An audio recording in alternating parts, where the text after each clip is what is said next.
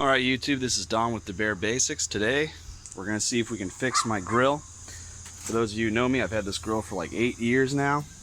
For some reason it will only light up a little bit of blue flame, so I'm going to be taking it apart and trying to clean the thing out to see if there's some sort of gunk clogging it up.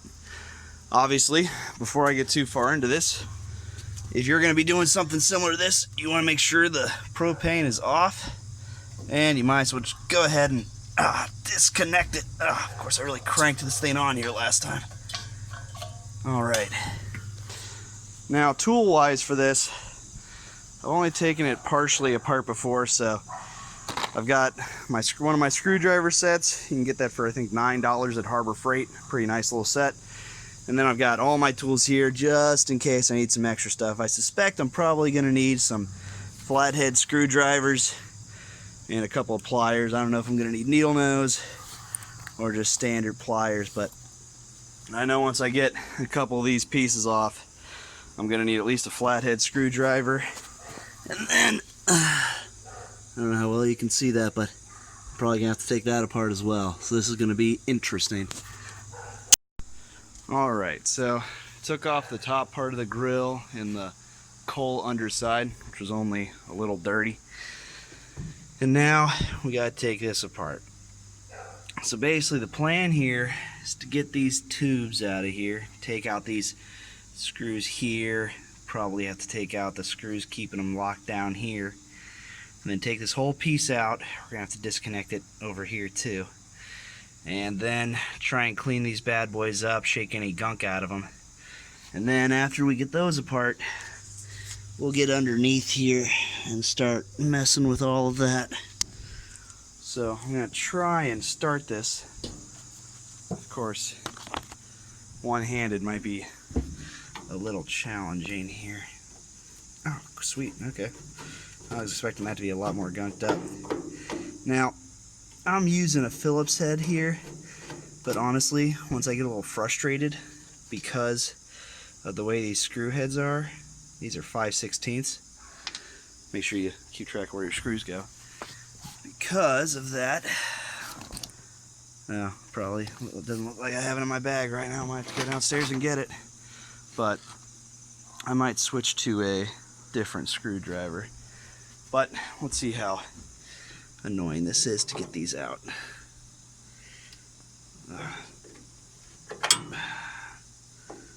Fun stuff when you're one-handed. Not too bad though. I was expecting these to be like really stuck on there because I've had this grill for about 8 years, and you know, I thought for sure it'd be all gunked up. And now these, I'm kind of lucky. These are a little bit smaller. These are 1/4 inch, so I can totally get away with using this bad boy. Got that. I'm gonna be kind of careful here because I really, this one's on there. Good. I'm glad I switched to this. I don't really know exactly how this is gonna come off. Oh, that's even better than I thought. Okay, so it looks like that used to be part of the old igniter. This grill's been pretty old. The igniter doesn't work anymore on it, so that kind of works out nice for me because hopefully that means I can kind of get away with just taking this apart and not really have to worry about anything. Yeah, this one might be a two-handed job. One hand to hold it all together and the other hand to actually do it. Criminy. Yeah, that bad boy's on there. Alright, I'm going to have to switch to two hands here. So I was able to get this off. Basically, I took off 2 screws. There were basically 2 screws here that were connecting part of it together. And once I got those off, believe it or not, I was actually able to kind of pop this out. Now granted, it's rusted up pretty bad, the old connector here, so we're going to be very careful when we put this back on because I want to make sure, obviously, I can use this thing safely. What's left is this nipple, which we're going to take off. That should be a gas distributor, so I'm going to take that off and clean it out as well.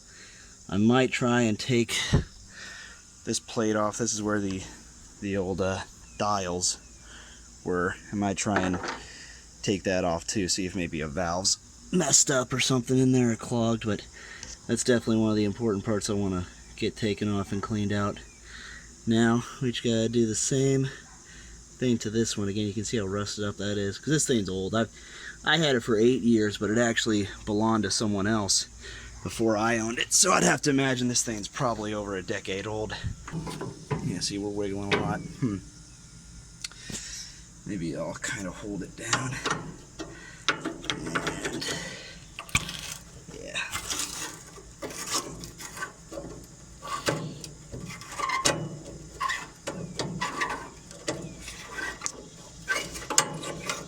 Alright, so this thing, it's all coiled up, so it's probably going to pop out if I'm not careful. There we go. And let's see if I can get this one-handed.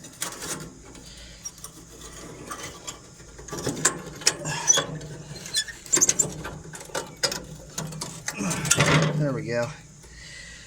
Alrighty. So now let's see if we can get this one out. There we go. So it kind of looks like those might just pop right back in and out. So that's really nice for us. So now let's take a pair of pliers. Get under here. See if we can't get that out. Alright. So you kind of have to... oh yeah, there we go. You want to be careful. You don't want to break any of your stuff, but you're twisting something like this, you don't want to break any other... okay, that's still on too tight. You don't want to break or bend anything, especially since this stuff's all carrying gas. You want to make sure it's not going to leak. In fact, when I put this back on, I don't really see any. Usually with like a, obviously with this is a little bit different than a gas line to a furnace, but I don't really see any Teflon tape or any sort of goop, or not Teflon tape, but a gas tape or any, oh gosh, what's this called? There's a special type of like gooey residue you can put on for gas lines as well. I can't remember what it's called right now. But it doesn't look like there's anything on that. It looks like they just really make sure to crank it on. See a little pin there, or you can see a little hole there a little bit. Let me see if I can, yeah, maybe the Home Depot, yeah, that helps. That looks pretty clear, which is obviously good. It means that's not the problem.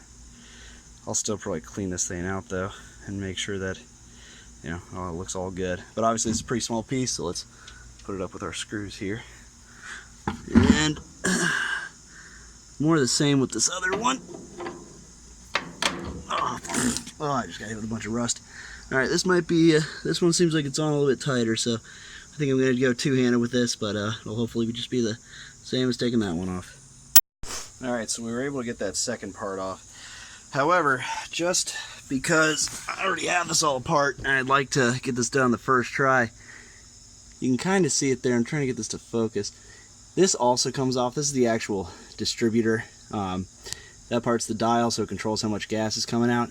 So just because I want to make sure that's working okay too, you can kind of see it there. It's also threaded into this line. This is the main line here. That's pretty rusted too. That kind of worries me. I wish this would focus a bit better. Probably just not holding it still enough, but you can see it's pretty rusted right there. So I'm a little worried about that, but this line basically goes directly to the back where the propane tank is. You can kind of see the pipe right there, and then it goes into the propane tank. So we're gonna see if I can just take this part as much as possible, clean everything out, including these blue brass fittings. Unfortunately, I gotta figure out how to get this cover off. So it turns out that first cover was actually pretty easy to get off. Turns out those two little screws in front were holding it. Now we got this second cover here we're going to take off as well. I went ahead and grabbed a 6-in-1 screwdriver with the 5/16 end. I'm going to take off these screws here, and then we're going to twist these off and clean them. Kind of show you what I'm talking about here. Yeah, I'm telling you, these 6-in-1 screwdrivers, I know I talked about this in an earlier video, but $2 from Harbor Freight, and get a pretty solid screwdriver that can do a lot of jobs. I mean, these bad boys, I'd I would like to, I'd rather have this tool than a lot of other tools on a job site. If I had to pick one, this would probably be easily in the top 5. That's why it was on my basic hand tools video. It's great to have a screwdriver set, don't get me wrong. Obviously it's nice to have something like that for kind of, you know, make sure you have a screwdriver for every job. But this, you know, in one screwdriver, I guess, you know, 6 different jobs, one more. So take this off now. Sure, lose that. I'm sure it's important for something. All right, now you can kind of see better. We're gonna take this off, clean it, and then put it back in, and hopefully fire this bad boy up, and hopefully all is well, because I do not want to pay for another grill right now.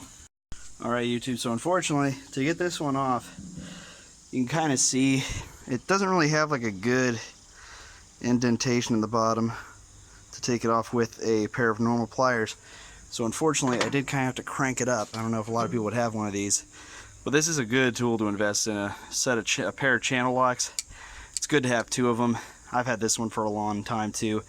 I'm sorry because I don't really know exactly how expensive they are. I know Harbor Freight and Home Depot sell them in sets of 2 if you ever need a big one and a smaller one, and I think they can be like, you know, anywhere between $8 to $15 if you just get one or sets of 2. But basically, sometimes just requires for something like this, need something a little bit bigger and something that can really crank and not, you know, necessarily have to have those little grooves that would normally be required. Now, I don't recommend doing this a lot because this could damage other things, but this is a brass fitting here, so it's pretty tough.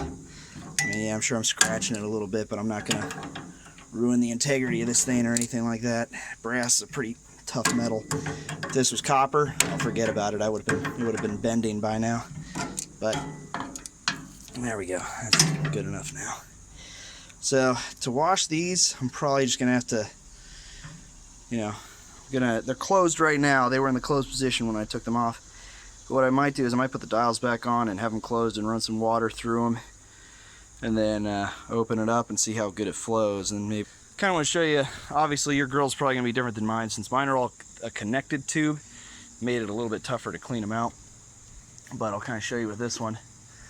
Obviously, first part here is just dump it, hit it on the something a couple times, see a little bit's coming out. Then obviously, so we have to figure out how to do here, so I usually kind of hit it on that end a couple times and then spin it. Kind of hear some stuff falling down, and then back up the side. Look at that. It's a lot of stuff. But we're gonna kind of do the same thing with this. We're gonna try and submerge it or something, some sort of cleaner, maybe down in my wash basin downstairs. I did bring a bucket to submerge it into, but now that I'm looking at those, I think they might be a little too big. However, everything else will probably work in there, so I'm gonna mess with all this for a little bit and then kind of show you what my results are. All right, well, I think I added a little bit too much Dawn dish soap, but basically I took the pipes, poured some Dawn dish soap in them, kind of sprayed them off a little bit before I did all that, obviously, and then yeah, I'm gonna let these sit in here for a few hours. Hopefully let any grease or any gunk that's in there kind of just wash out, and then I'll shake them up and hopefully get anything that's left in there out of there, and we'll see if that clears it up.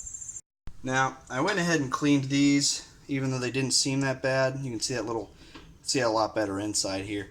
Doesn't seem to be any obstruction there, and just in case, on both of these, I also stuck a safety pin through them to kind of clean out anything that could have been in there. So that's a good little trick.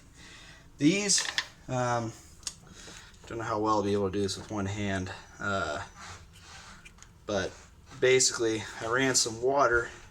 This is usually the bottom part, but I ran some water through this, had it closed and nothing was coming out, which is obviously what you want, and then I would open it. In fact, let me see if I can maybe, oh, this might work. There we go. Darn, we're really close. But so right now it's closed, and let's see if I can kind of make this work. It's gonna be a little tough, but I know it kind of looks like there's stuff coming out of there, but that's just because the water's flowing off of that. Now, just opened it up. You can hear the difference and you can see the flow difference. It's flowing pretty good. So I don't think our clog's in there. However, nonetheless, I did pour some Dawn dish soap through here as well, just to kind of clean it out. So when you're putting these connections back on, you definitely want to use some sort of sealant. So I went ahead and I had some of this lying around. Obviously it's, you know, not something everybody has lying around, but just some pipe thread sealant. They're usually used for gas lines. I already went ahead and put one on. I put it on pretty light because I don't want it, you know, clogging things back up again. But tying it up, I use this again. Obviously though, quick word of advice to avoid leaks. You want to tighten it up until, you know, this end I want up front, but you want to tighten it up till it's pretty tight and this end is over here. And then when you think it's your last rotation, you want to really crank it into position and then stop right here, because that'll keep this really nice and keeping the threads sealed pretty well. So we're going to do the same thing. I'm going to try and videotape me doing it on this one. However, it's kind of a two-hand job to put the actual stuff on here, so this is going to be exciting. And like I said, I don't put too much on, so I like to keep it pretty loose here. Oh goodness, that's a little bit more than I'd usually put on, but I'd rather have too much than too little. Okay, yeah, that's probably way too much. So now we got that doped up, we're gonna get this on here. Come on. Again, fun with only one hand. You want to make sure you're catching the threads. You don't want to misthread this thing. There we go. Cross thread is what I meant by that. Alright. Alright, it's going pretty good. Getting pretty tight.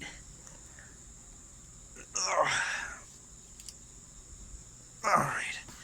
Now, again, this is probably going to be tough one-handed, but we'll see if we can do it. I want to try and get it one more rotation. While also not breaking anything.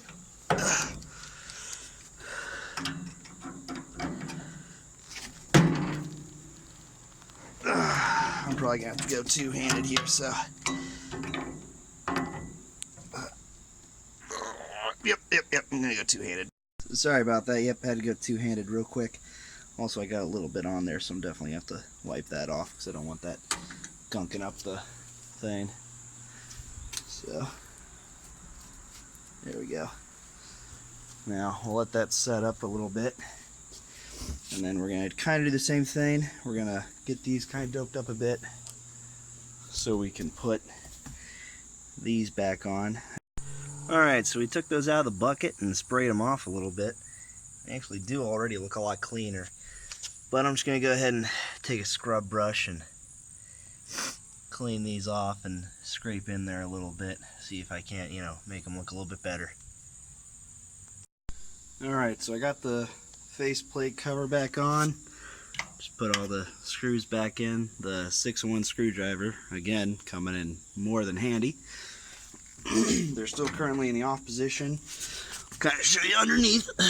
I got them doped up here and there. I didn't really go... Alright, so I got both these back in. I reconnected the old igniters, even though they don't work, whatever. It seems to help the things, you know, stay in place. Put the screws back in, and just to be sure, I made sure it looked exactly the same, right up to the butt of that little gas valve there. Alright, so I'm going to put it all back together, put everything back in it, and we'll see if it lights up. Alright. Yeah, there you go. Look at that, that flame is up now. Before, I can't really, it's so hard to see, but right now it's just a little tiny blue flame. That's what I was getting before, could not get any higher. Now, in fact, that help at all? No, not really. But now, it is cooking. The grill lives again. Heck, it's actually starting to smell like burgers already. I'm kind of I'm in the mood for something to eat now. Yeah, there we go. Alright, so I kind of just want to do a little sum up of what I did for the grill, just for the whole video, since it was a little choppy. Basically, I took the grill apart, and really I only needed 2 tools for that. 6-in-1 screwdriver worked out great since it had the 5/16 end, and even though I didn't use the 1/4-inch end for the 1/4-inch screw, since I had my screwdriver set out there anyway, I could have just used this end of the screwdriver as well. So that would have done most of the work. And then for the actual piece, threaded pieces, I had channel locks. It's always good to have a pair of these. They come in so handy when normal pliers just aren't going to cut it. So honestly, these 2 tools took that whole grill apart, no problem. And then, besides cleaning it, and again, I took it all apart, ran it through some water, some Dawn dish soap to clear out any grease or anything like that that was on the parts. And then when I put it all back together, I noticed that a lot of the threaded parts didn't seem to have any sealant left on them, or didn't seem to have any sealant at all, actually. So I went ahead and got some, this is just True Blue. This is something you can get from Home Depot. Pipe thread sealant. It's really easy stuff. It's a little goopy, it's a little messy, but honestly, I was able to put that on it, and I'll be honest, I couldn't tell you if my grill was not working great because of bad seals or because it just wasn't clean and something was gunked up. Either way though, the grill is completely clean now, and it's working great, and everything's resealed real nice. So that's it. So thankfully my grill's working. Hopefully I can keep it working for another 8 years.